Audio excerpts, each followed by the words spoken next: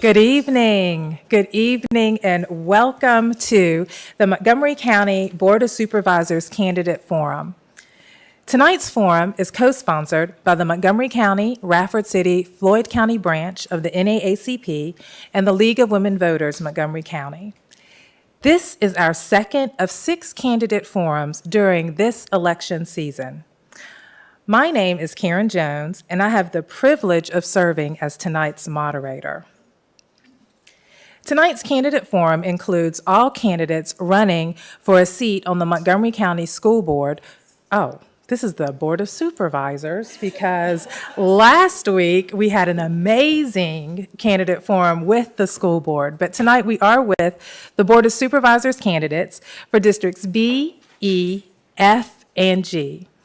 Our candidates are Meredith Hutton and Derek Kitts for District B, Anthony Grafsky and Daryl Shepard for District E. And Mr. Shepard does send his regrets as he is unable to join us this evening. Mary Biggs for District F, and April DeMotts and David Sheeler for District G.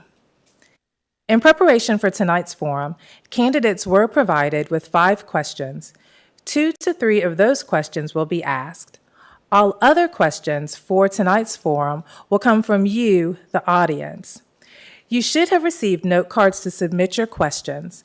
If you did not get a card and you have a question, please raise your hand and one of our volunteers will come and bring you a card.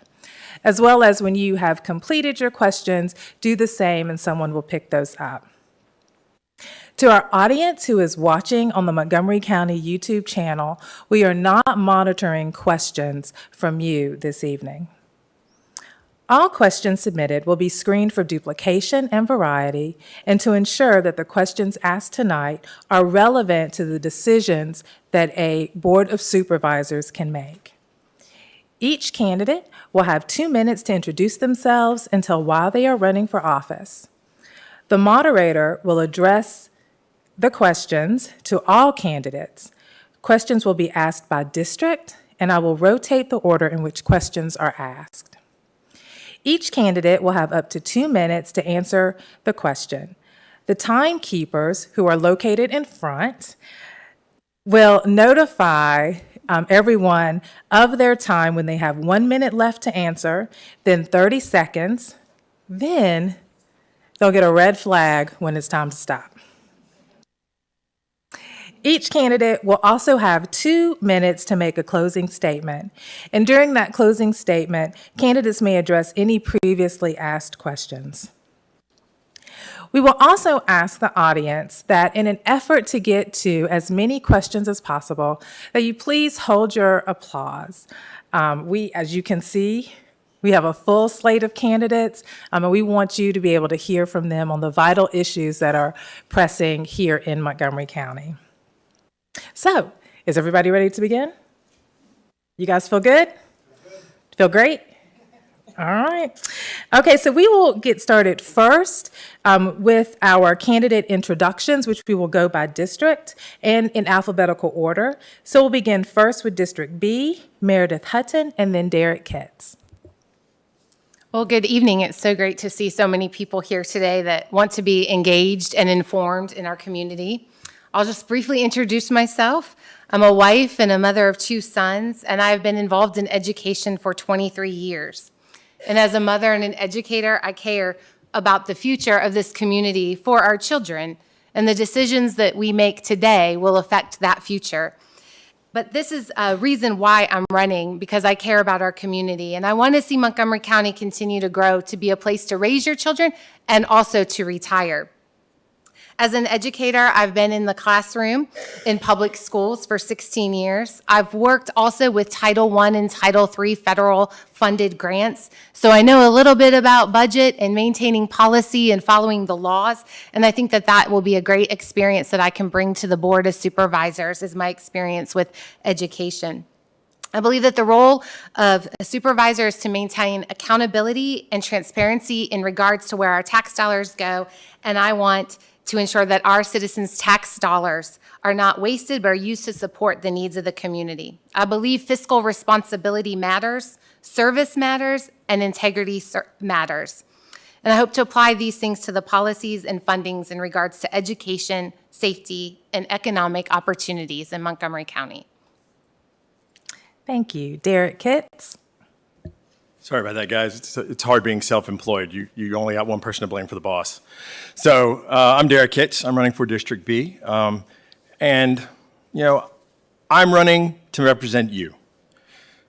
I'd like to first thank the League of Women Voters and the NAACP. I think transparency is important. I think holding a civil debate is important. I think being able to present ideas from both sides are insanely important, and especially in today's society, that we be able to talk across the aisle and talk across different beliefs. And I think that's why this is important. So who am I? I'm a father, a former Christiansburg student. I'm a husband. I'm also a small business owner and retired Army combat veteran. I spent the last 24 years of my life in service to this nation, and I believe it's prepared me for service for Montgomery County. Real leadership matters. That's how you attack problems, with leadership. I didn't understand budgets when I first started, so I went back to school. I went and got my master's in public administration from Virginia Tech, so when I read a budget, I know exactly what's going on.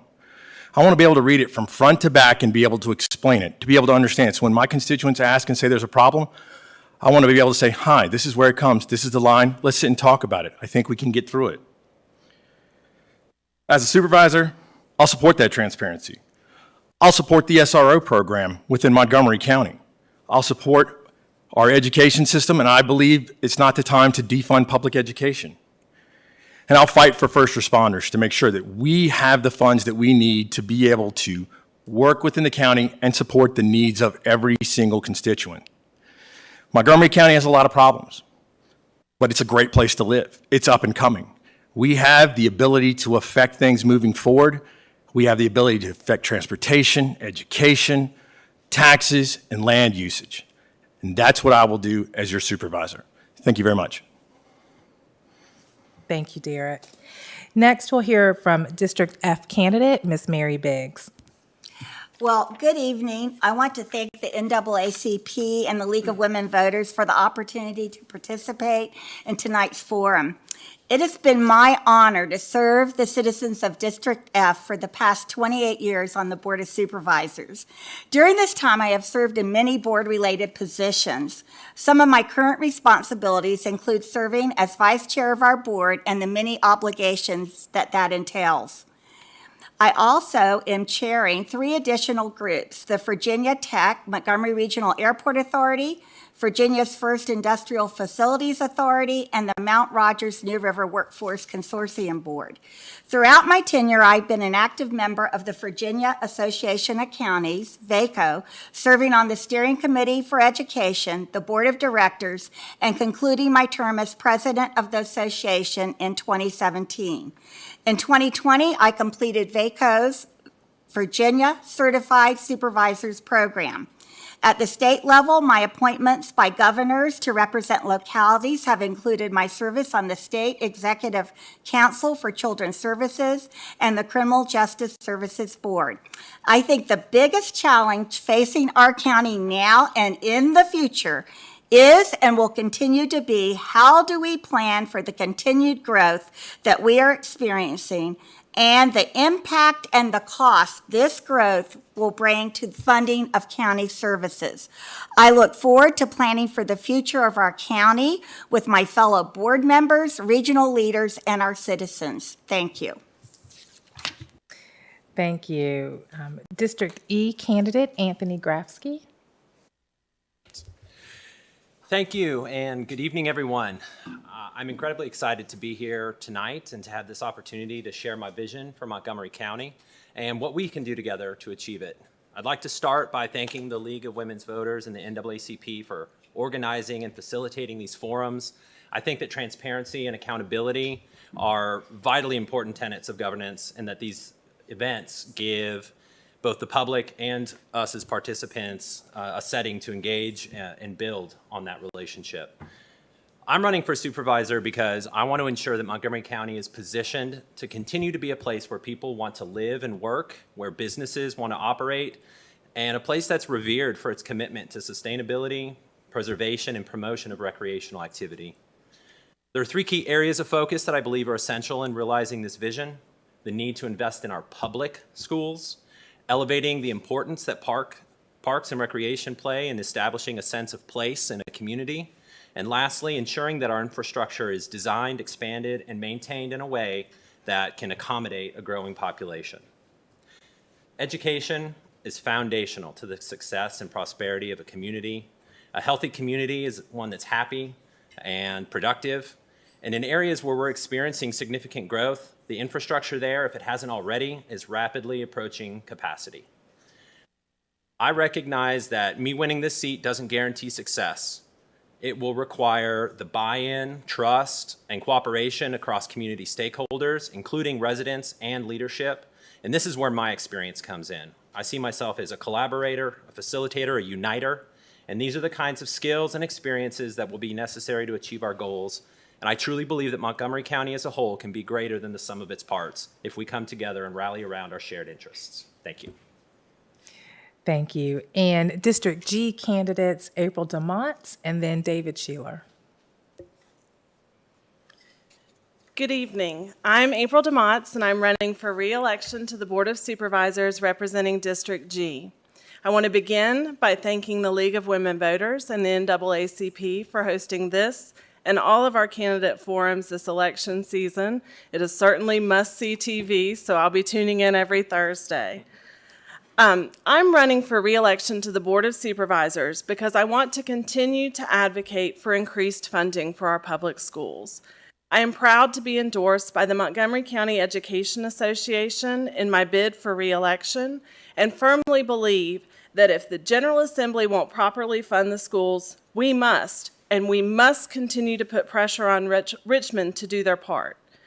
I'm running for re-election this November because I want to continue to promote ongoing investment into parks, recreation, and outdoor amenities that promote youth sports, tourism, and access to nature for everyone in our community. And I'm running for re-election this November because I want to continue to work locally and statewide on high-quality economic development for our county and our region. I know that a rising tide lifts all boats, and am passionate about collaborating with other leaders across the state to promote and grow our county.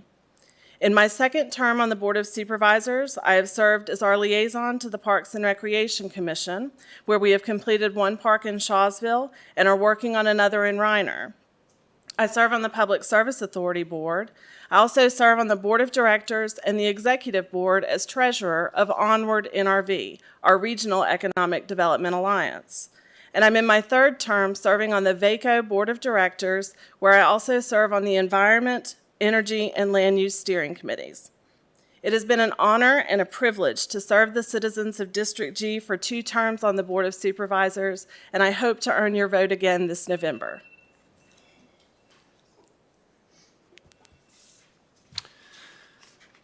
Hi, my name is Dave Sheeler. I'm a husband, I'm a father, I'm a 19-year resident of Blacksburg. I grew up in Montgomery County, went to Christiansburg primary, middle, and high school.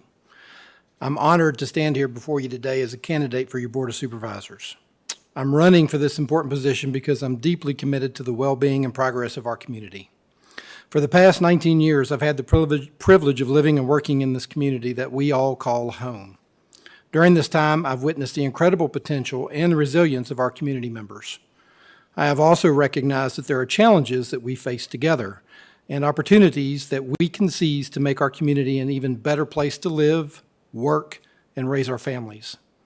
My decision to run for the Board of Supervisors is rooted in my belief that we can do more to address these challenges and unlock opportunities.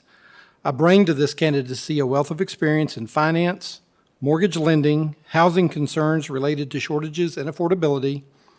I've been in leadership roles with Rotary International locally, Boys and Girls Clubs of America, Blacksburg Athletic Club, and the Montgomery County Chamber of Commerce, to name a few. Presently, I serve on the Governmental Affairs Committee for the New River Valley Association of Realtors. I'm passionate about ensuring that our community's resources are used wisely, responsibly, and transparently, and that every voice in our diverse community is heard and valued. I firmly believe that together we can be a stronger, more vibrant, and inclusive community that we can all be proud to call home. I humbly ask for your support and your vote so we can work together to shape a brighter future for our community. Thank you for your considerations. Thank you all, and I'm going to break my own rule, and let's give them all a round of applause just for their introductions.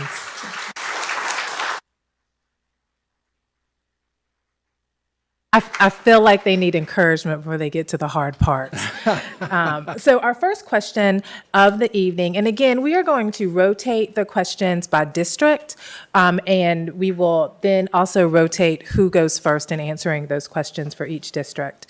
And so our first question for the evening is, what is the top challenge faced by Montgomery County, and how would you address that challenge? And so we're going to begin first with District E, Anthony.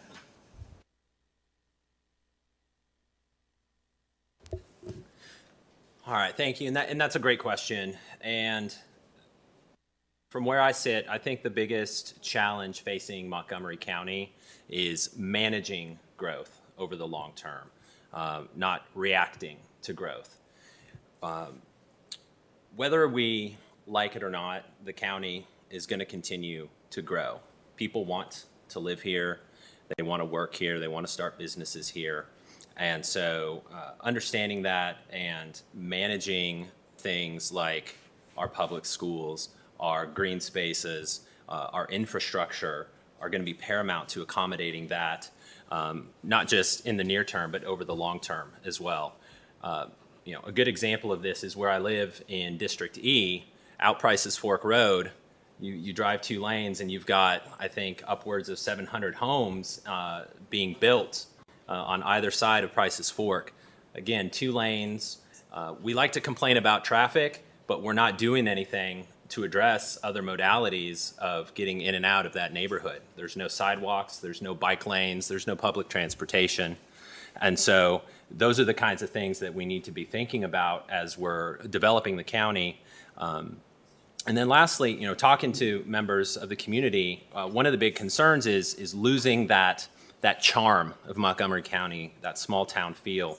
And so again, being purposeful and planning for this growth and ensuring that we are building the resources around that growth allows us to be able to maintain those great things that we love about Montgomery County.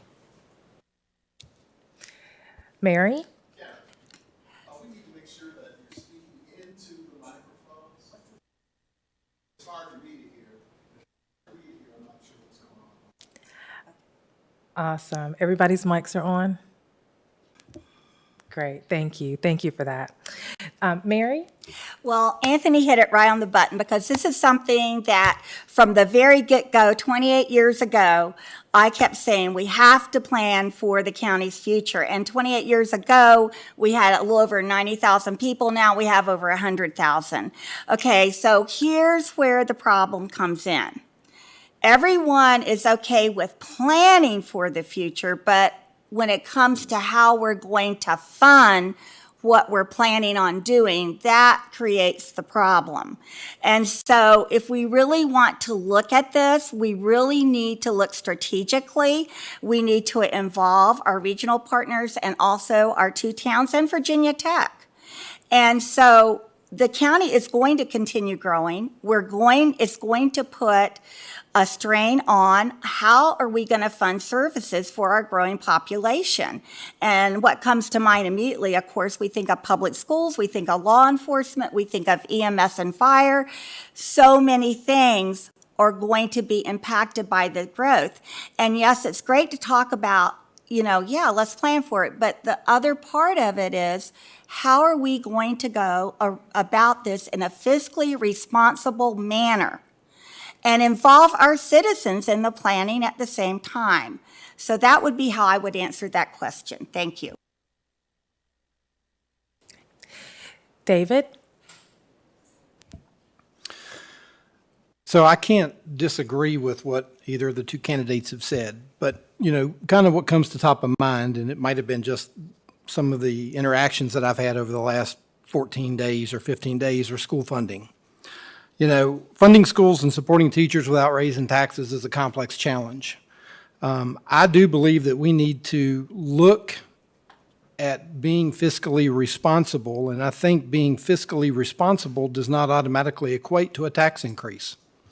I think that means we need to look through and see where we're spending our money and make sure we're spending the money that you all have provided us in a very responsible manner. We need to be transparent. Sometimes that means if there's an empty position in a county office, maybe we cycle those duties to someone else, or two other people, or three other people. We just went through a reassessment, and that reassessment, equated to a tax increase. Folks have disagreed with me. It was a tax increase. I don't believe that right off the cuff, we need to come right behind that with an additional tax increase simply to go about trying to achieve some of these results. I think we need to be good stewards to the tax dollar. I think we need to be better stewards to the community and make sure that we're actually looking through and trying to find avenues to generate revenue sources. Grant writing and fundraising, public-private partnerships, efficiency and cost reductions, alternative revenue streams, looking at those particular items, public awareness campaigns, education, long-term financial planning, lobbying state and federal legislators. A gentleman made a comment to me a week or so ago that the state of Virginia has over $1 billion in excess revenue. Well, why don't we go try to talk to these folks? Let's get it. Let's get our fair share. That's where I'm at. Thank you. April? Thank you. The top challenge, in my opinion, faced by Montgomery County boils down to philosophical differences over priorities and how they're funded, and whether or not we're willing to work collaboratively or refuse to compromise and listen to each other. For the past 3 years, the Board of Supervisors has adopted a legislative priority agenda that was not unanimously approved. The vote split over one issue, the priority item that asked the General Assembly to support school vouchers or tuition tax credit for elementary and secondary students who attend private and home schools. Historically, however, our legislative priority agenda is unanimously agreed. It's a unanimously agreed upon list that we take to Richmond to lobby for on behalf of Montgomery County. Also this year, our staff recommended a 73-cent tax rate, and after lengthy meetings, multiple opportunities for public comment, and significant citizen support for 73 cents, or at least somewhere between 70 and 73 cents, the board voted to adopt a 70% tax rate and refused to compromise or consider any middle ground. The biggest funding loser was, of course, our public schools. There is not any wasteful spending in our budget. We've combed through it. All of us have combed through it multiple times looking for avenues to decrease spending and save money for the taxpayers, but there isn't any wasteful spending in our budget. Citizen services, public safety, parks and recreation, and of course our schools have all faced drastic budget cuts. We can do better, and Montgomery County citizens deserve it. Derek, District B. So there's a lot of very good points brought up. And I think it boils down to a couple other things too, because as we grow, and we know we're going to grow, we're not going back. We're a nice community. Blacksburg's growing exponentially. Christiansburg's growing exponentially. We built the new ball fields. We're putting in more hotels and restaurants. But we need to be able to fund this stuff. We need to be able to make sure that we set ourselves up for the future. Right now, transportation's a big issue. Affordable housing is a big issue. It's especially different in a couple areas, but if you start mixing affordable houses and bus routes and making sure that people can get to work, these challenges will get worse and worse and worse. And one of the points that April brought up was that we went to a revenue neutral status, even though we're still growing exponentially. Now, I understand that property values went up. I understand that that tax had to come down. But every penny represented $1.2 million off the budget. The $1.2 million would have funded the SRO program. $4 million was stripped from the schools. Why? Because, I don't know. We took 3 cents off of it and went to a revenue neutral instead of making sure that we prepared for a rainy day. The challenges of a split agenda, the challenges of growth and transportation and affordable housing are what's going to dictate how we move into the future and how we grow. Because if we do not address these things now and we do not plan strategically and have a tactical plan to attack these areas, then we are going to run up against it very hard, and it's going to be a difficult situation to overcome at a later date. We do not want to make short-term decisions that have long-term consequences. Thank you. And Meredith. Great.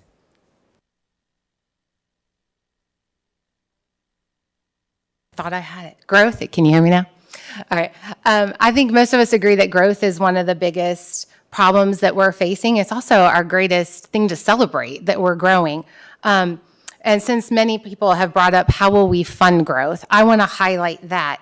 I just want to say that for the past 5 years, that Roanoke County revenue has increased. And even as the percentage, if you look at the percentage of increase in revenue, tax revenue, that almost the same percentage of increase has gone to the schools. So if we got an increase of 3% in revenue, the schools saw a 3% in revenue. And this year alone, keeping it at a tax revenue neutral, we were still able, it's unfair to say we stripped the schools. They asked for $6.4 million. We gave them $2.4 million. So we increased their funding from last year while providing our citizens who are facing inflation and astronomical cost of their homes a lower property tax rate. So I think that we are funding things. We also increased 3 SROs to the Christiansburg Strand schools. We've increased the number of SROs by 5 in the past 2 years. So even in keeping the tax rates low, we are able to fund these services. I also think that by keeping our tax rates low, that's going to encourage businesses to come and stay in our community. And as businesses come, people come, and tax revenue will increase. Thank you. Okay. Our next question deals with a subject that we have actually broached in everybody's last answer. So, do you support using tax dollars for public schools or diverting funds for vouchers? And so we will start first with Mary. Absolutely, positively no. My whole career in education and my service on the board, I have gone to Richmond constantly advocating for more money to be put into public school funding. The latest report from the J. Lark Commission, the General Assembly had them do a study on K through 12 funding, shows that the state of Virginia is drastically underfunding public education. They even had West Virginia funding more than we did. And I'm just like, I've been saying this for years and years. And so the localities have to step up and they have to provide funding. So if you're going to divert money from public education at the state level and put it into vouchers and tax credits, that is going to create even less money going into public education when the state doesn't fully do their job of being an equal partner in public education. So I would absolutely not support that, putting money into tax credits and vouchers. Thank you. District G, April. So, like my colleague Supervisor Biggs, absolutely not. There's absolutely no argument that could convince me otherwise. I believe that being an advocate for public schools means being an advocate for all children. I am proud of our public schools, and I would never vote in favor of a decision that would take funds away from MCPS to be used for private or homeschool vouchers. As I stated in my previous answer, the Board of Supervisors hasn't unanimously approved a legislative agenda in 3 years solely because of this one issue. We already have school choice. It already exists. Every citizen has the choice to avail themselves of private or homeschool education for their children for whatever reason they choose, but it should not be at the expense of our public schools. Further, I am aware of the frightening and racist history of private school voucher programs and how they disproportionately impact our most vulnerable students. I clearly see the way that it mirrors the struggles we see now for the LGBTQ+ community, and I absolutely would not support this type of decision. I would never support using taxpayer dollars for vouchers. Public money should be used for public education. Thank you. David? So my two children went to Gilbert Linkus, Blacksburg Middle School, and Blacksburg High School. And I can tell you with 100% certainty, if you asked them who their teachers were, there'd be no pause. They would rattle it off just like that. Our teachers are the livelihood of our youth in Montgomery County. I don't support using taxpayer money to fund vouchers. Homeschooling is a choice. It's a decision that the parents have the right to do. I believe tax dollars should be put back into our education system, period.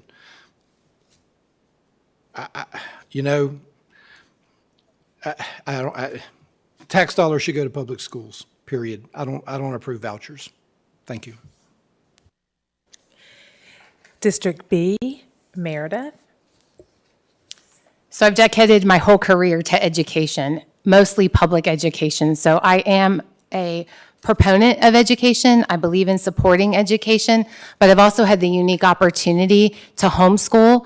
I've also worked in a state where they had leading the state, Arizona leads the state in charter schools and vouchers. And I can tell you as a teacher, with charter schools and vouchers, it did not affect my salary. It did not affect my schools. I believe that parents do have a right to choose. What am I supposed to say to the mother, the single mother who calls me and says, my kid is being bullied so badly at our school and there's nothing more we can do, which may not be the fault of the administration. You just need a new start. And she doesn't want him to go to public school anymore, but she's a single mother. Am I supposed to say, sorry, we only support kids in public school? Or either we support all kids in their educational pursuits. I've seen the benefits of public school. I've seen the benefits of homeschooling. I've seen the benefits of private school. I've also seen the challenges. But I can tell you this, the parents and the teachers of all these students care about their education, and they all provide quality education. It is difficult for public schools to meet the needs of all students. It is an undue burden to put on public schools to meet all of these needs. And so students should have the right to choose. I think that there are opportunities in legislation that will not take away money from public school. I think it's a taxpayer's right to choose with this. They have some different legislation coming up for that. So I am a proponent of school choice, but that does not mean that I will not fund public school. I think we can do both. Derek? I'd like to thank Meredith for making a good point. I think that you're right. The way we funded public schools right now, we can't meet their needs. Now is not the time to defund public education. Now is not the time for us to take money from one and send it to another. You're right. It's choice. They have a choice. Taxes go to public schools. We do not defund public education. We increase it. We help meet those needs. Let's make sure that those other students that needs aren't being met are teachers are properly funded. Education is properly laid out. We want to make sure that each student, you're right, has an education action plan. How can they work and move forward? But if we don't fund them and we take that money and we put it to school vouchers, now we've taken the option or the opportunity away for a teacher to maybe change that child's life. I'm actually the other way. I think we should increase funding for schools. I think teachers need more money. I think they need our respect. And I think that right now we're below average on paying our teachers. So now is not the time to defund public education. And I'm against school vouchers. I'm for increasing the funding for education.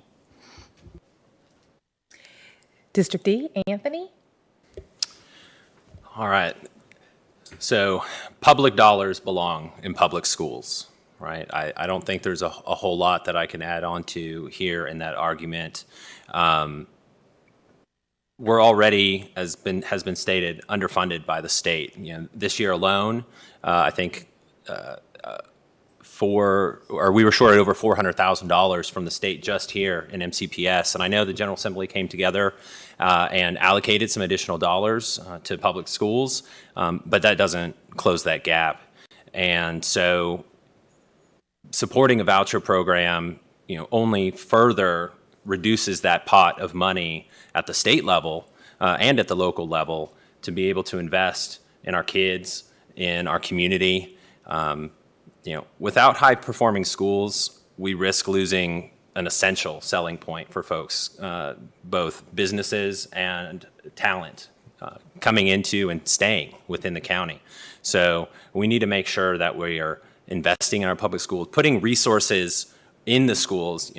It's one thing to make sure that our teachers are taken care of, but these kids need, the teachers need support to take care of these kids, and all the things that they're juggling inside the classroom and outside.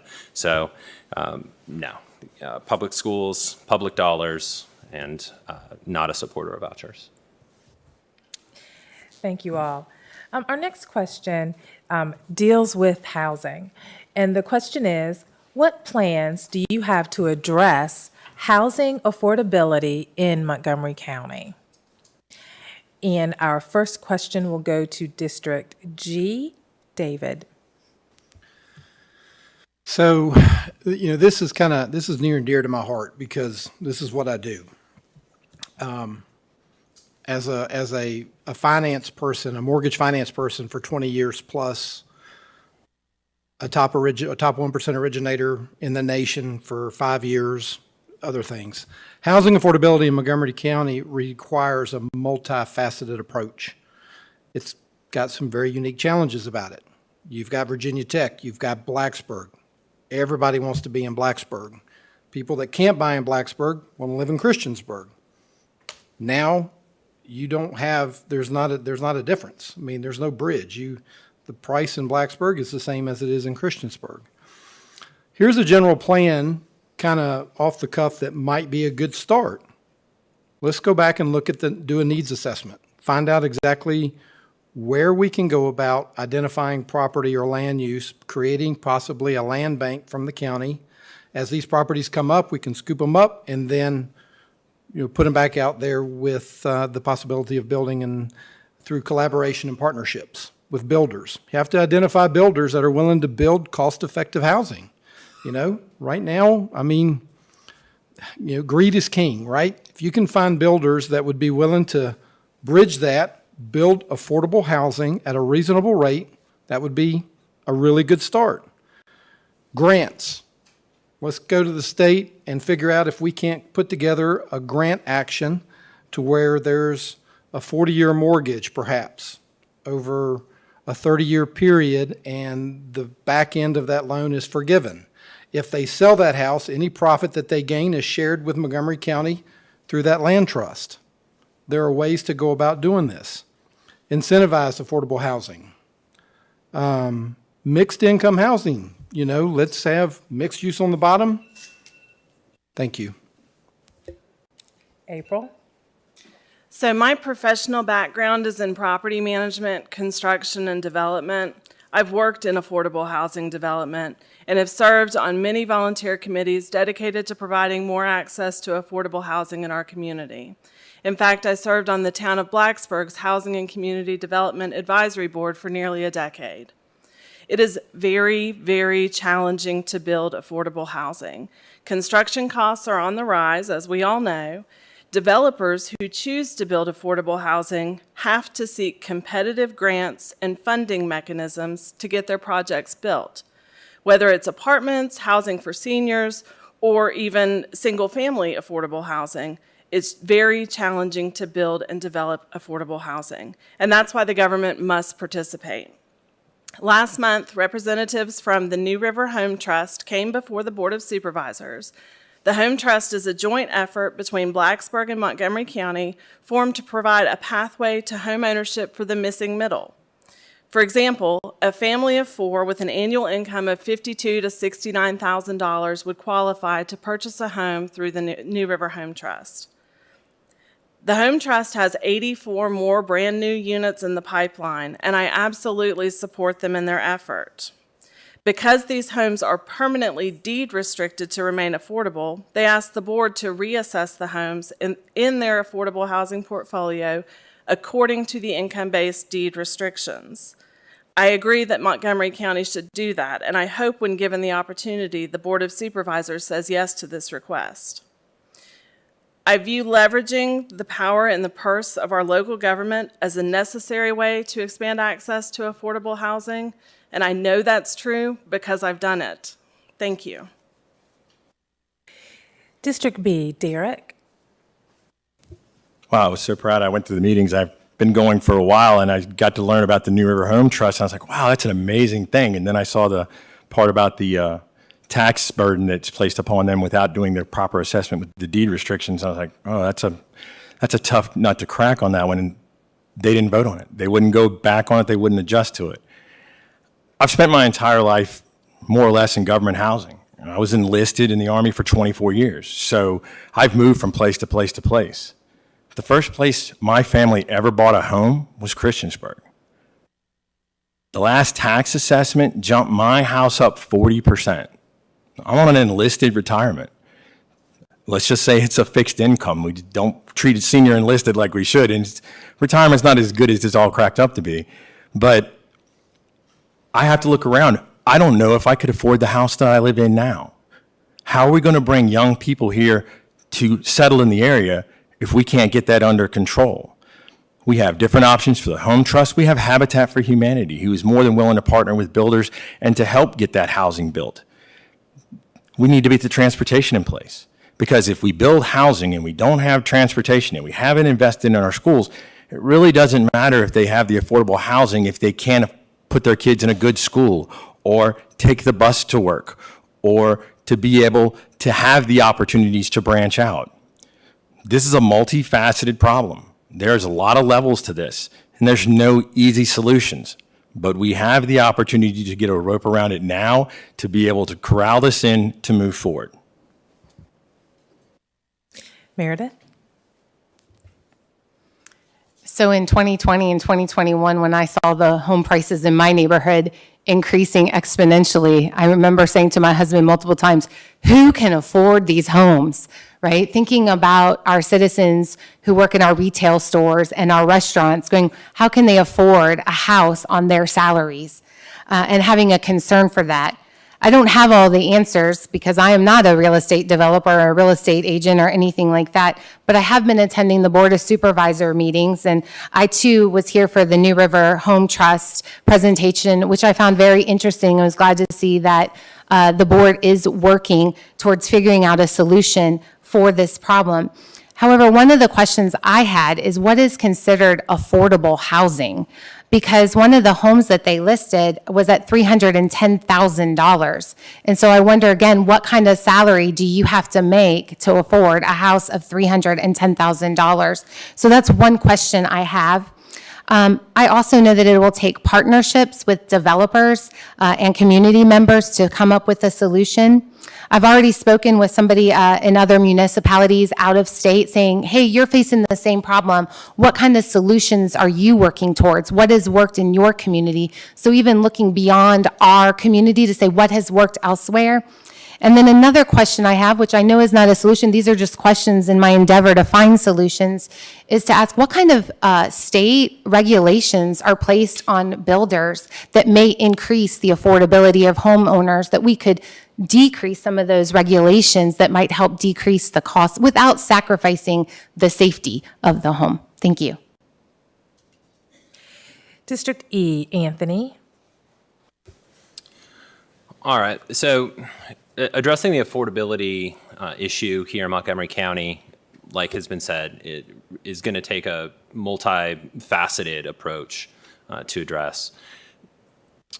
The New River Home Trust, I was also here for that. for that presentation and found it equally interesting and made me hopeful that there are solutions in place. There's that foundation being built. The great thing about where we are is, a couple miles up the road, we have this huge university that kicks out a ton of ingenuity and innovation. And they also have this arm called the Foundation that owns a ton of land. Maybe there's opportunities to collaborate with the university. As the university grows, it's not just six-figure faculty members coming in, it's support staff that have to maintain the buildings and cook the meals and run dorm rooms and things like that. They all need places to live. Maybe there's an opportunity to collaborate with Virginia Tech and the foundation to build housing to provide those folks with opportunities to live closer to where they work and not have to commute from Pulaski or Wytheville or up the road in Roanoke. Derek talked about transportation. That's another thing. The further you go out into the county to find something that is affordable, the more difficult it is to get back in. And then we get back to that congestion, traffic issue. So we need to be able to provide more transportation options for these folks as well as they're seeking affordable housing so that they have a better option than driving into work and creating more congestion in our communities.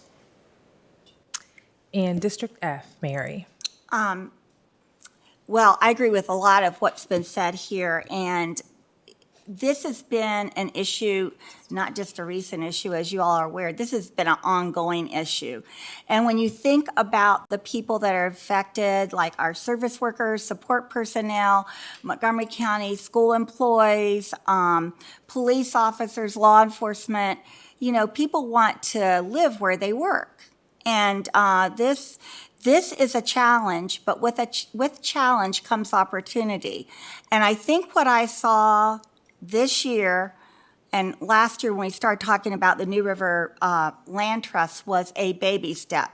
And that step was with the town of Blacksburg. But we still, as has been mentioned, we have other entities out there that we need to make connections with, including the town of Christiansburg. And I like your idea, Anthony, about Virginia Tech also.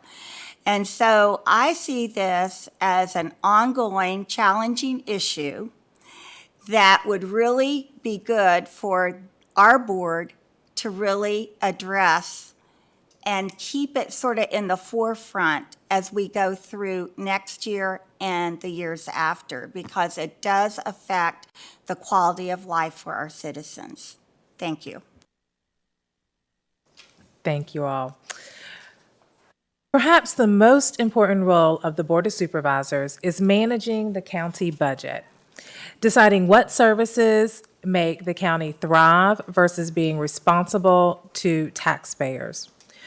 Where do you stand on the continuum from keeping taxes low and supporting services that the county provides, such as our emergency services, fire and safety, social services, and other types of services that the county is responsible for?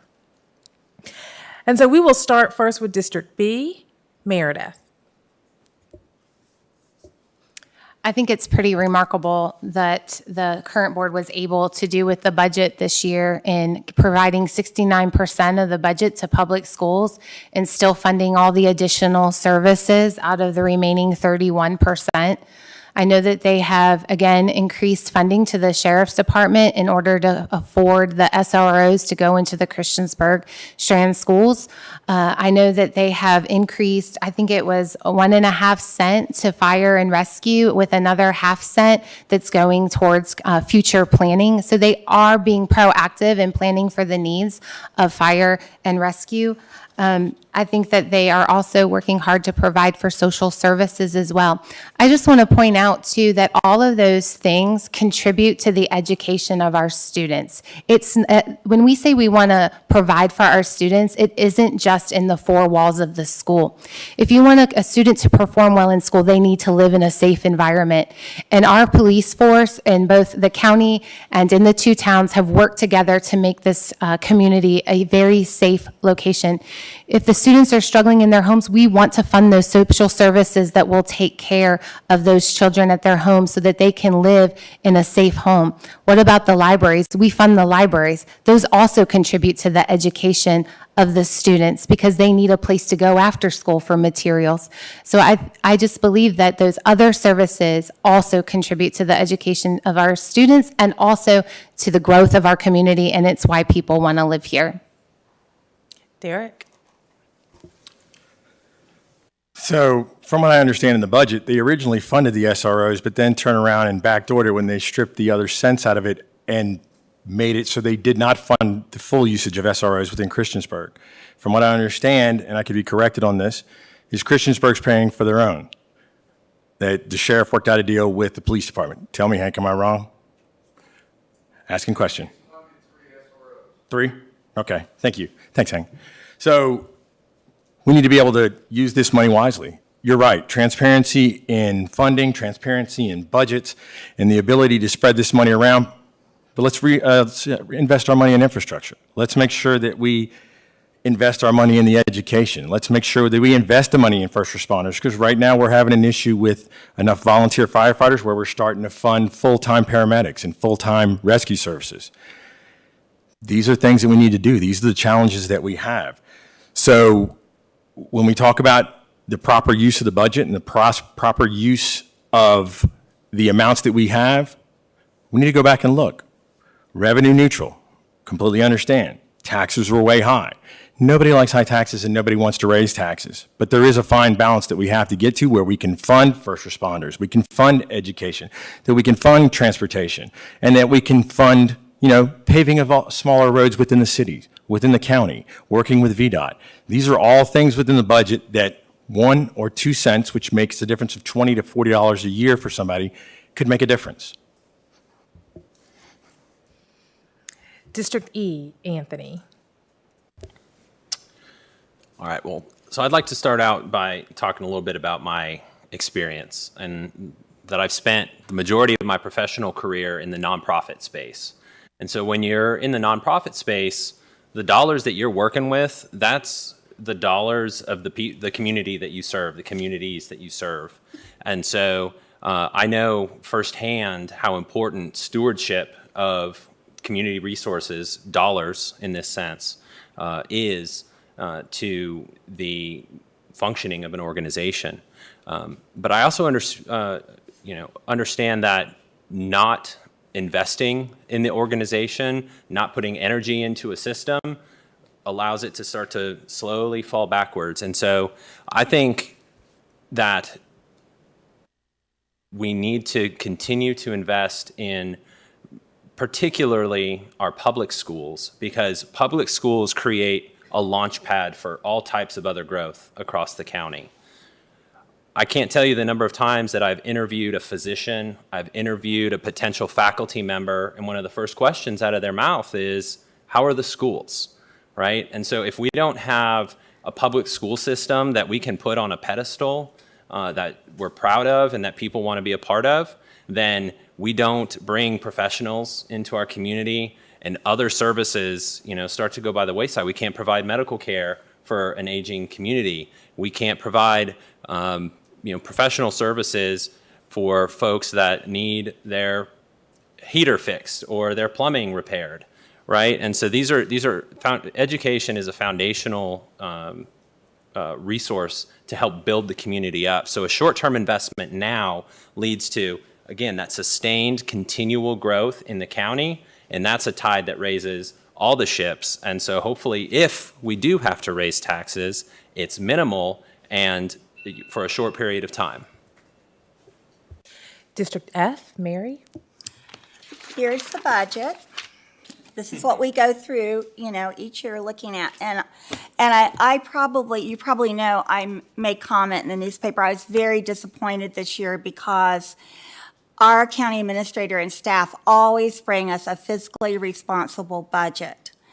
And when they brought the budget forward and the recommendation was for 73 cents, it wasn't just, well, hey, let's raise taxes. It was for planning for the future. And this goes back to my point in my introduction. That seems to be the big problem that we have. And so the art of compromise, I think, would be very important in looking at this in the future. I'm hoping that when this comes next year, that we can really sort of look and maybe do a little bit more of listening and compromising, because the budget affects county services. If you're going to have county services, you have to be able to fund them. And it goes back to the point that as we continue to grow in population, we're going to need more county services. So instead of waiting for the roof to fall in, as it did in Blacksburg High School, and raising taxes 12 cents, you look at the future strategically, and you maintain what you have. You plan for what you need. And so it is a true balancing act, and I look forward to next year and hopefully being able to have a little back and forth more than we did so this year. District G, April. So I want to start by saying that Montgomery County's finance department is an award-winning department. They've won awards year after year after year. This year, our county staff recommended a tax rate of 73 cents. We cut the tax rate against their recommendation to 70 cents. I was in support of a 73-cent tax rate because I think it got closer to properly funding the things that we as a county need to fund for our citizens. What we cut out of the budget included SROs. We cut several of them. They were requested, and we cut many of them out of the budget. We cut extra fire and EMS personnel out of our budget. We cut Parks and Rec funding out of our budget. We cut school capital funding out of our budget. And of course, as has been stated, we cut millions of dollars out of our public schools. These are all short-time gains, short-term gains. They have long-term consequences for our community. We've talked a lot tonight about the things that we need to fund. We need to fund affordable housing initiatives. We need to fund broadband throughout Montgomery County, especially in the more rural parts. We need to properly fund education. We need to fund new buildings for our fire and EMS, our volunteer fire and EMS agencies. And we need to fund new economic development expansion sites. We are not properly funding with a 70-cent tax rate. These items are not properly funded. We cut critical citizen services. We didn't even address our county's needs. Growth revenue doesn't fund services. Cutting the tax rate doesn't fund services. In a growing county, we need to be more progressive in our planning for the future. Thank you. David? So, I mean, that's a difficult question, right? There's a balancing act between what you have and what you want.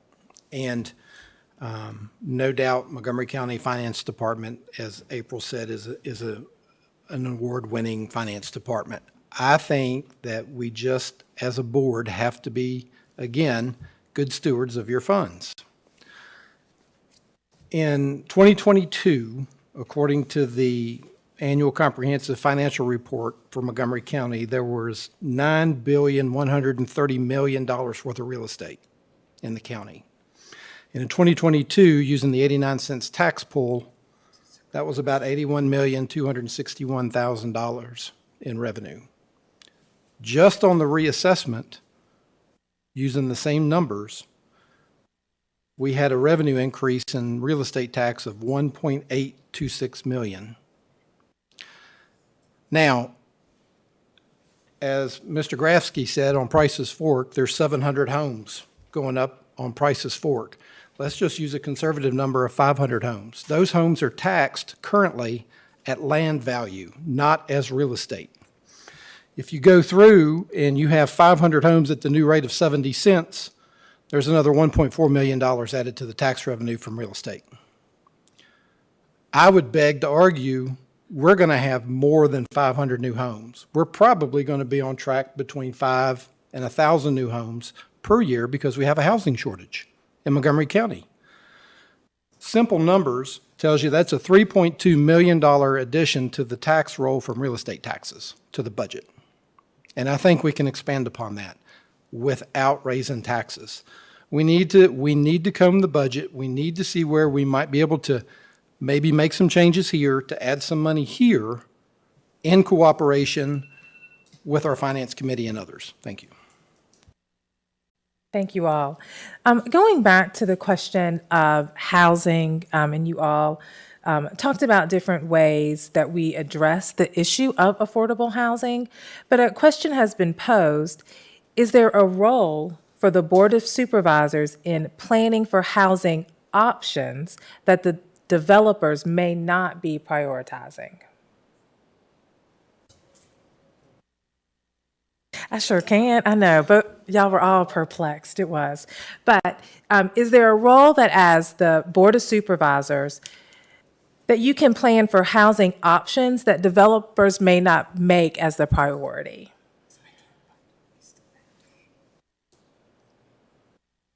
I'll give you a yes. So let's, Okay, like, are we talking about like working with the zoning and working with high density housing and working very with? potentially. So this is where we're talking about like. Since so Derek has when you started- confuse everybody, when you confuse all of us, we're like, oh, Well, hang on, Derek. So if I may, and I don't want to pull anybody out, but if you're comfortable standing, could you possibly, would that be okay? No, that would not be okay. That would not be okay? I was going to say, if you could That would maybe not be elaborate okay. a little bit more. I apologize. So as we look, let's take for an example, and whoever posed this question, I hope I understand what you're asking. As we look in Blacksburg, we see there's a lot of development very specifically for student housing, but we have other needs here in the county. We have an aging population. We know that people like to move here because Montgomery County is the greatest place in all the Commonwealth, right? We also have families. We are looking at expanding opportunities for economic growth, and we want to bring in industry. So what role could or should the Board of Supervisors play in making certain types of housing a priority? Is that better? If not, we're going to work on our best efforts to answer this question. And so, David, guess what? You're first. You're first. Oh, man, that's what you get for raising your hand in the class, right? All right, so I think, if I understand the question correctly, working with corporations or foundations, I think that's certainly a place here for the Board of Supervisors to do. And bringing new business in, one of the viable things that we need to present is housing options, right? So I would think that we would like to work in conjunction with new industry, new employment coming in, whether it's over at Virginia Tech, or even if it's at Radford University or the industrial park. Part of their relocation package that maybe they can present to their prospective employees and relocation folks could be something that would be attractive in subdivisions or so forth in the county. Now, as the Madam Moderator mentioned, student housing in Blacksburg, that's what it is, or student housing period, that's kind of what it is. Aging housing certainly, I think, is another issue that we could certainly take on board. And that goes back to talking perhaps through the New River Land Trust or communicating with builders to build affordable housing, not only for younger folks that are at a 80% or a 60% AMI, but also our aging population that are not yet ready to go into, perhaps a care facility, but might still want to be able to stay in their house, but maybe not be able to as a result of costs and so forth. So I think working with, builders along those lines to try to continue to build affordable housing is certainly key. Thank you. April? Thank you. So District G is North Blacksburg. District G is the smallest district in all of Montgomery County. And the reason that it's the smallest district is because it is the most population-dense district. As I've said before, not only have I worked in affordable housing, but I've also volunteered quite a bit of my personal time advocating on behalf of affordable housing. So I'm familiar with some of the tools that are leveraged by local governments to incentivize developers to build affordable housing. Specifically in District G, working with developers to provide density bonuses, maybe for offsets where they dedicate some of their development to specifically affordable housing and deed restrict or income restrict rentals, so they're affordable housing. Also leveraging the power of zoning overlay districts, creating creative solutions in certain high cost of living or high population centers that are very desirable and would make good locations for affordable housing.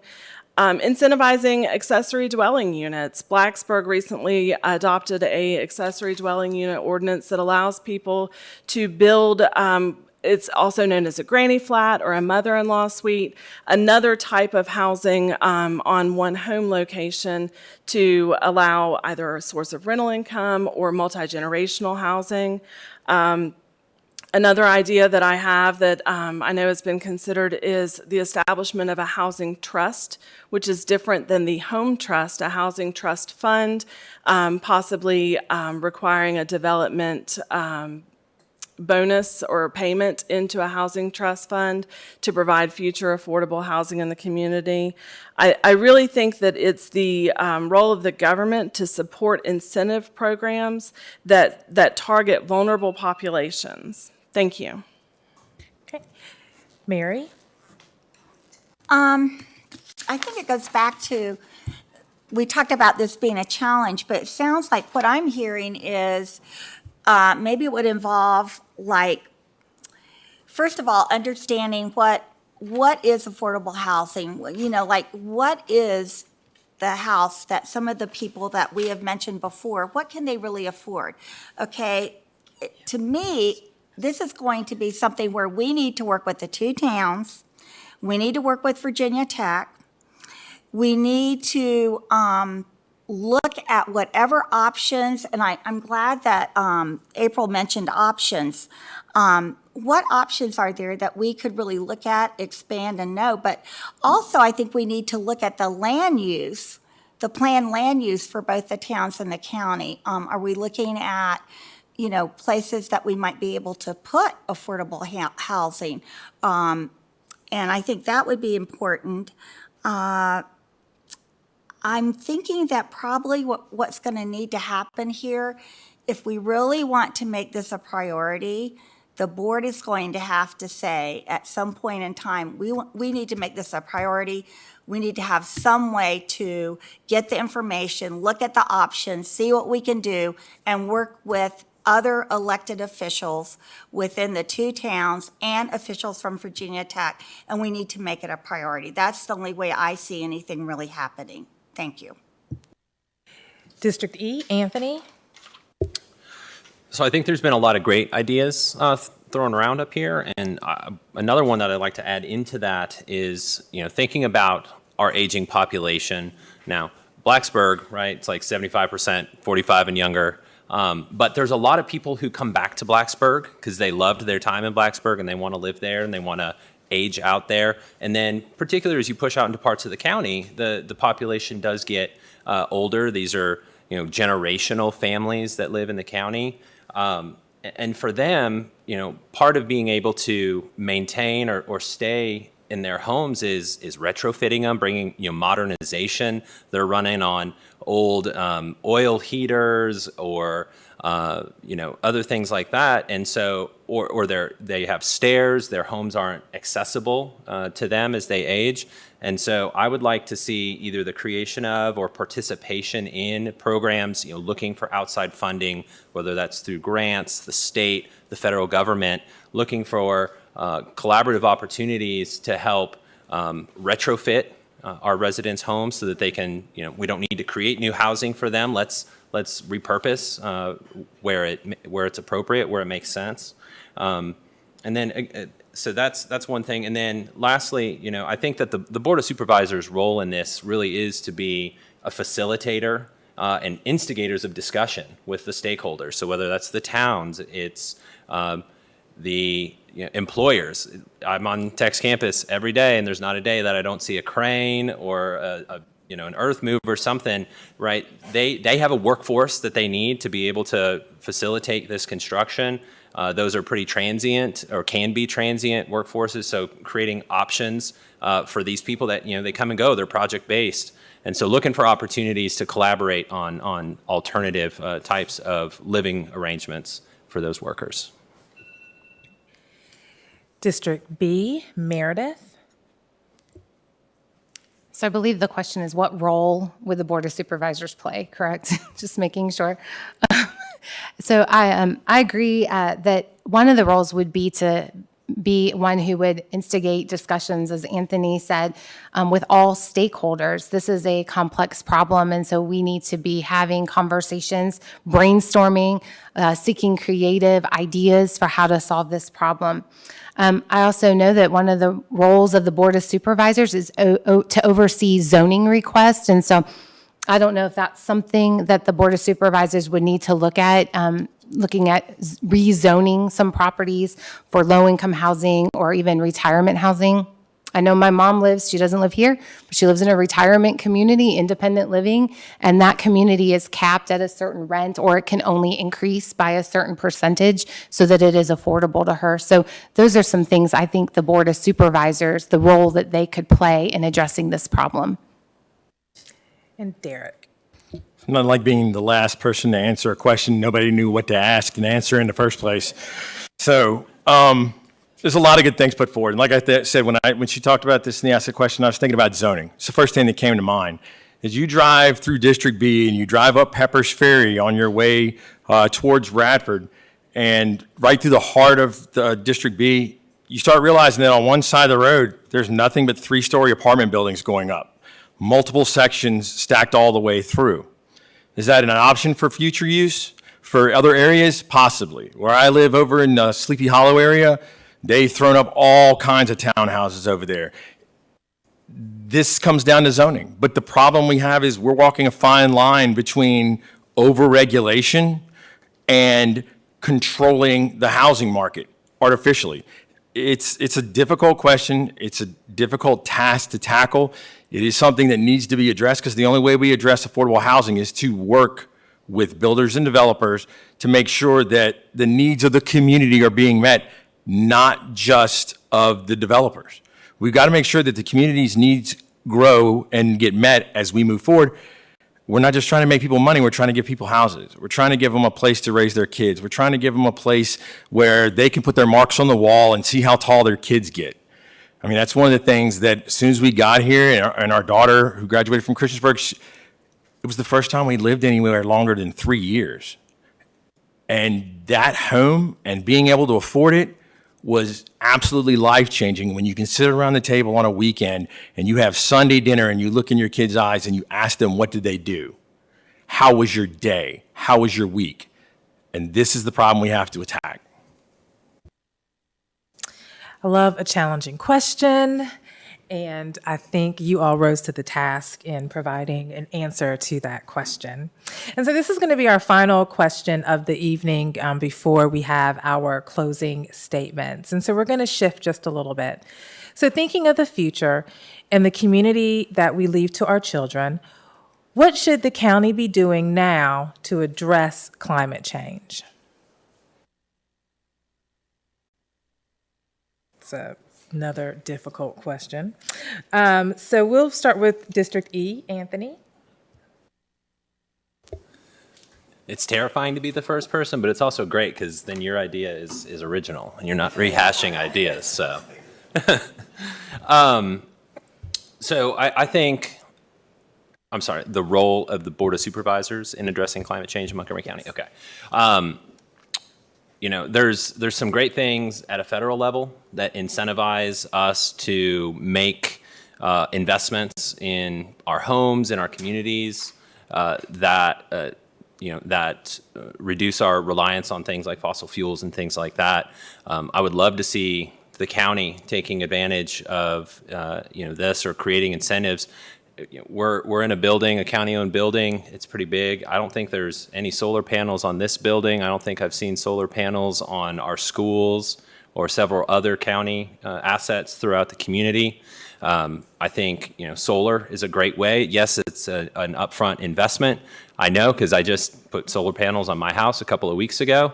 But over the long term, right, we can start to offset not only some of our expenses and, free up dollars to put into other programs in our community, but we're also reducing our carbon footprint, reducing our impact on the environment.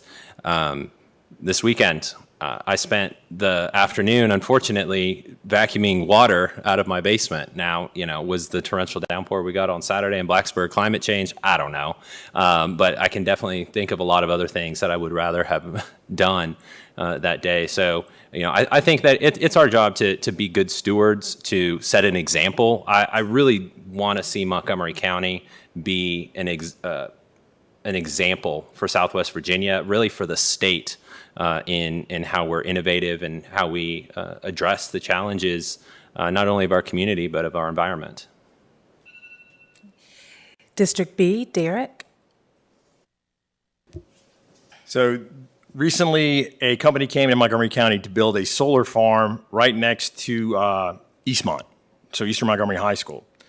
And the thing that kind of jumped out to me was this company was coming in and talking about what they were going to do, and they were going to give back to the community. And I texted Mary, and I was like, so they're talking about they're going to give back this little bit of power, and they're going to do this and that. But right now, Appalachian Power doesn't have an agreement to buy power back from any type of solar agreement. Like if you have it on your house, if you're on the eastern side of the state, there's an agreement in place to be able to buy power back. There isn't on this side. Appalachian Power doesn't have that. So I texted Mary, I was like, what is in it for this company? Because they're not going to be altruistic and build this giant solar farm and sit here and say, we're going to lower your bill by $10. I wanted to know what their plan was. And that's when a little bit after that, they decided they weren't going to go anywhere. Board of Supervisors decided they were going to tackle the solar issue. These are plans we have to have in place. This is coming. It's not going to change.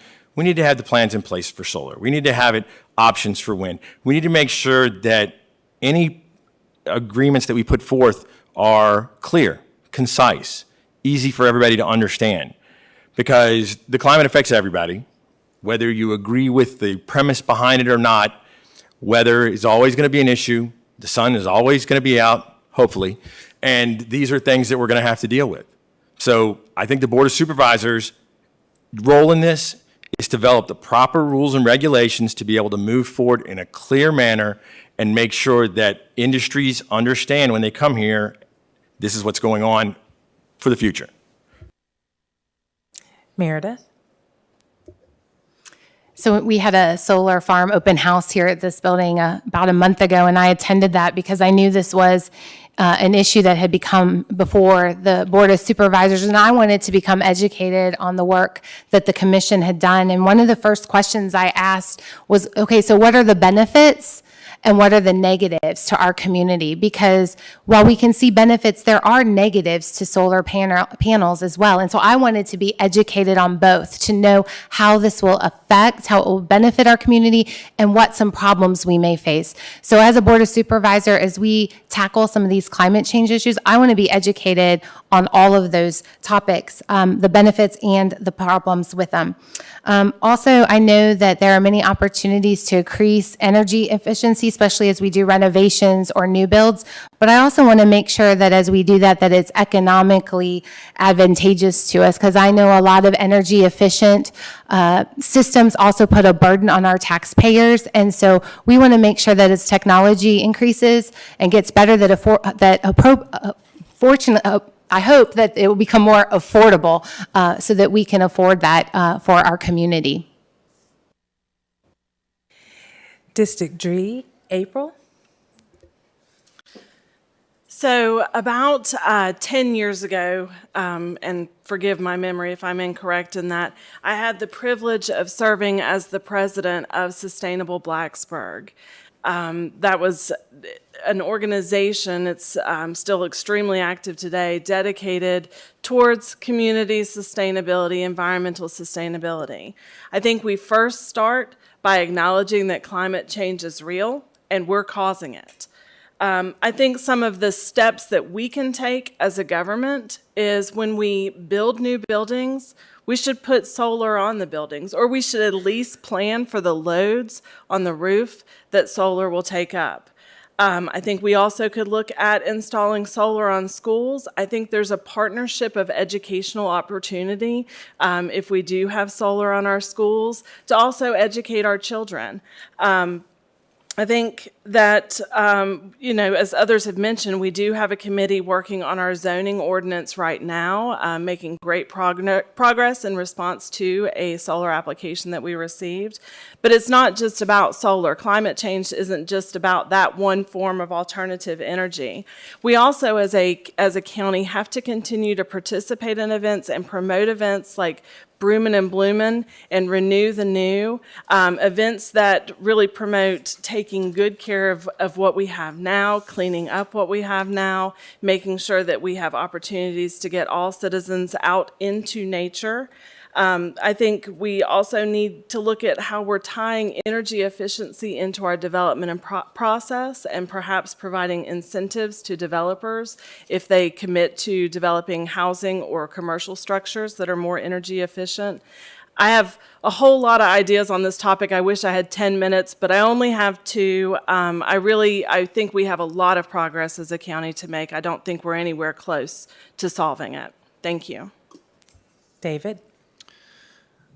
So I agree with everything that's been said here as it relates to conservation. I think education is one of the pieces that has kind of been left out to this point, so I'll mention it. I think, a more educated society as to what they can and can't do, what they can do to improve our footprint is imperative. Going to federal agencies for grants and funding is another great start. State legislators. We have how many government buildings? I think, putting solar panels on our government buildings as they exist right now. I mean, let's be the leader in this. If we want to, leave a good climate change footprint for our children, who better to start it than the folks sitting right here in the county, right? So, I think education is key. Let's start here at our government level, and we'll lead the charge. And District F, Mary? I agree that we, as board members, need to be educated because so much is happening. And all you have to do is turn the television on every day and listen to the weather report, and there's a disaster somewhere either in the United States or in the world, and it's due to climate change. And as April mentioned, it is a real thing, in my opinion, also.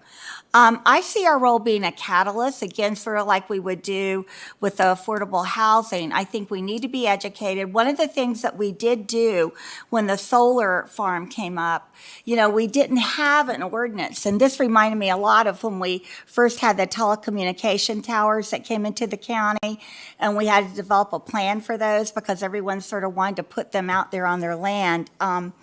So you need to look at the pros and the cons, and they're both pros and cons about solar farms. But I like the idea of looking at anything that we're doing in the future as far as buildings, looking at maybe putting solar on there, and also working with the schools. I think that's another valid idea. So I guess it goes back to if we're going to look at, I'm really sort of focused on the solar farm because I know it's going to come up again. We really need to look at land use. And I will tell you that the Farm Bureau, one of their concerns is putting land into solar that could be used for farming. So that's something that we haven't mentioned, but there is concern about, we have to eat.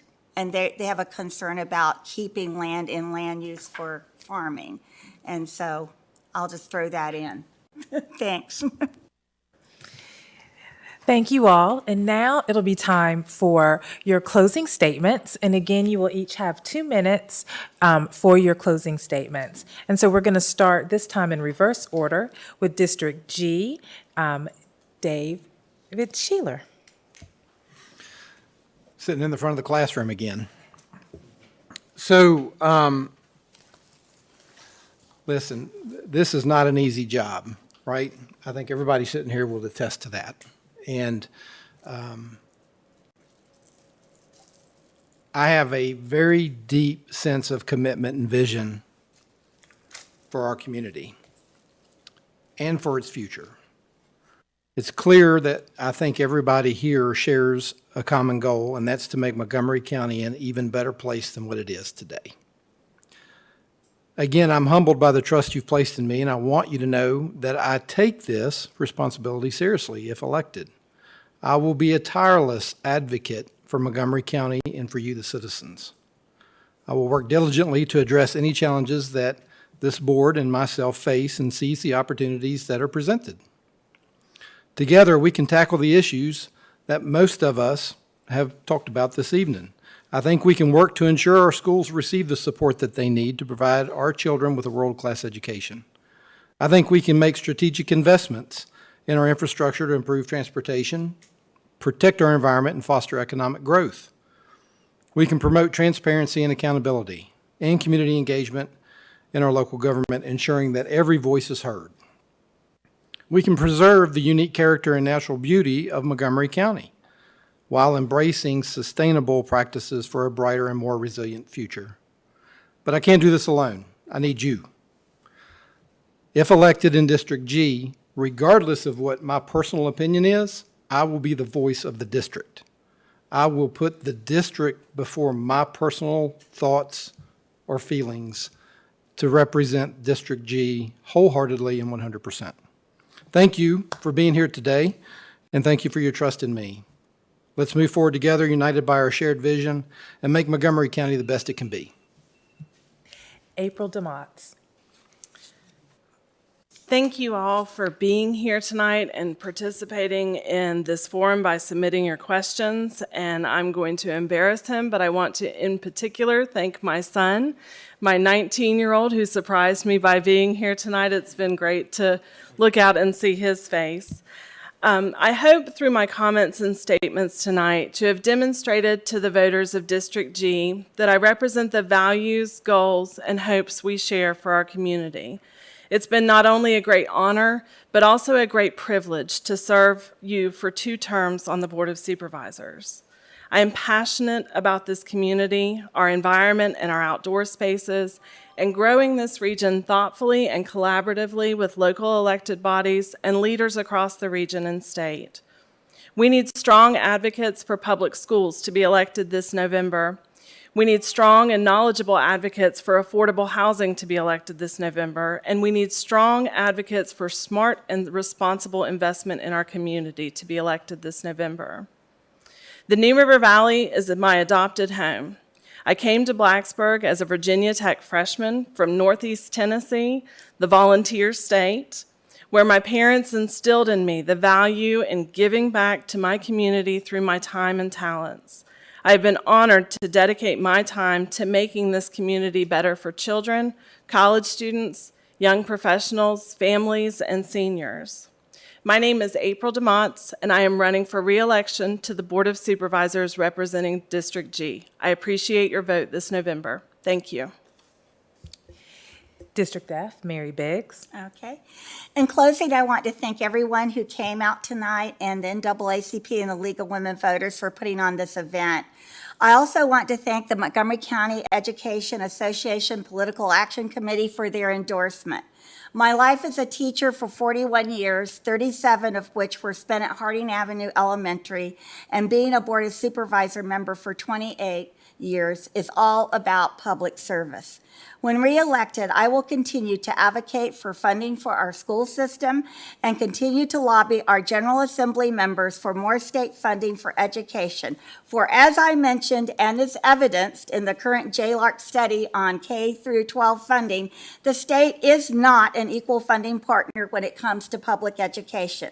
I will continue my support of law enforcement, including school resource officers in every school. I will continue my support for EMS and fire services. They are critical. I also support expanding recreational opportunities and other services that directly impact the quality of life for our citizens. Other important priorities include supporting a diversified tax base, promoting economic development, continuing support for broadband access, planning for land use, studying options for quality childcare, and budgeting for future operation and capital needs. As I stated in the beginning, it has been my honor to serve the citizens of District F. I ask for their vote again this November 7th to rehire me for another term. Thank you. District E, Anthony Grafsky. All right. So I may not have grown up in Montgomery County, but I can tell you all that I love living here. I love being a part of this community. I'm grateful for MCPS and the role that they've played in shaping the future for our children, particularly, the 4 that I have that are in elementary, middle, and high school, and where the opportunities that they're given here take them after that. I'm incredibly grateful for the opportunities that I've been given, opportunities to serve the community, lead organizations, the opportunity to be here tonight with you all. So thank you for being here. Thank you for your questions. Thank you for your support. Fiscal conservatism doesn't equate to fiscal responsibility. Failing to invest in our community, particularly our public schools, is short-sighted and irresponsible. And as I've stated before, the degradation of our public schools will directly impact the economic viability of our county going forward. Going back to the question about climate change and how can we impact that, I want to go back to my priority around infrastructure and again talk about how this actually will help alleviate some of the stress on the environment. Right, we're a very commuter-centric community because we lack things like bike lanes and sidewalks and public transportation access for the whole county. And so, again, that's another way that we can address a changing climate. We can reduce our impact on the environment is by ensuring that we have the infrastructure in place.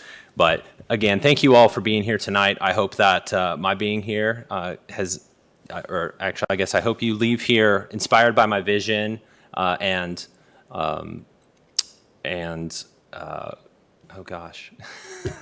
inspired by my vision and confident in my experience and my ability as a leader to take District E and the entire county forward. Thank you. And District B, Derek Kitts. I thought I was going to be last. I was hoping not. All right. So my family is 7th generation Southwest Virginia.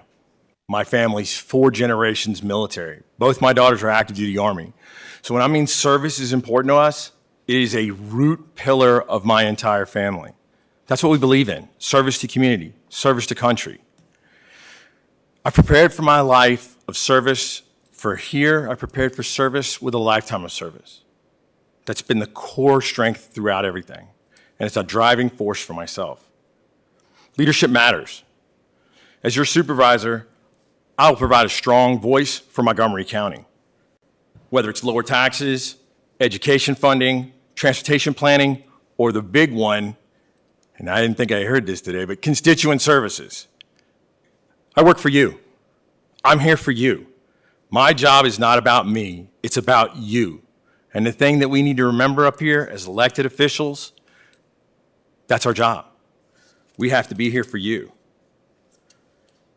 So I'm not going to go because everybody knows how chatty I am. But I want you to remember that. When you go to the ballot box, when you sit here and talk to your friend, when you talk to somebody else and you get to your neighbor, you say, wow, that guy's dedicated to service and he's dedicated to his community. My family made a choice. I retired out of the military here because I wanted my child raised the same way I was, with the Southwest Virginia values and the same type of community that I grew up in. So I'd appreciate your help and your vote, and I thank you all for coming today. because this has been really good and really civil. And I think this is how we should go forward in government and how we should act responsibly as adults. So thank you. And Meredith Hutton. We've heard a lot about transparency today, so I just want to begin with being transparent regarding vouchers. My kids do go to private school, but under current legislation that's being proposed for vouchers, they are not eligible to receive any voucher. So this is not for my benefit personally, it's for the benefit of other kids that want school choice. I do want to thank Derek for his service to our country. I too have moved here 7 years ago with my husband, and we have been serving this community. He is a local pastor, and so for the past 7 years, I've been serving this community in that capacity in various ways, many ways that have not been seen. And now I'm looking forward to serving our community in this capacity as a representative for the county. I am not for defunding schools. I am actually for funding schools, but I also don't believe that a tax increase is the first approach to meeting the needs of the schools. I have an insider knowledge of budget and how it works. I have seen wasteful spending in schools. I know that some of the problems cannot be fixed with finances. So I just want to have a transparent look at what is happening in funding. And some of that is not under Montgomery County Schools Board's jurisdiction. It is because of regulations that tell them how to spend their money, and they can't make local decisions that benefit their students. I'm also for helping you keep your hard-earned money in your pockets. I believe the more money in your pockets will help you to go out and support our businesses. And when our businesses are growing, then our salaries are increasing and our businesses are giving back to our community. So I believe that that is how we will grow. I believe by keeping our tax rates low, we will be able to meet the needs of our community because our businesses will grow and our people will grow. And I look forward to representing you, and I hope that I will get your vote on this election. Thank you. Can we give all of our candidates a round of applause?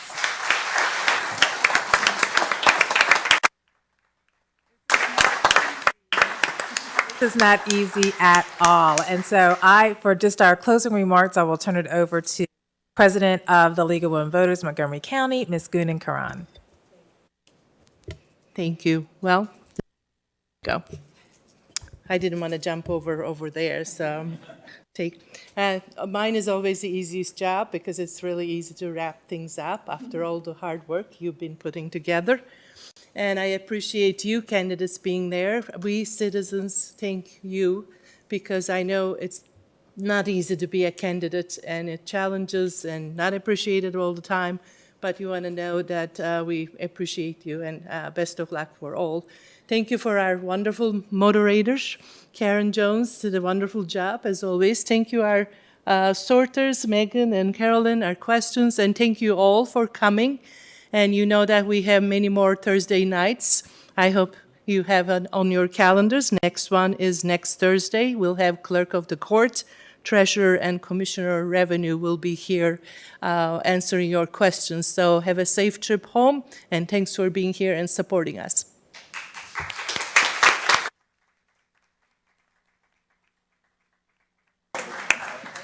Good job, everybody. Did good, like really, really good. Everybody did good.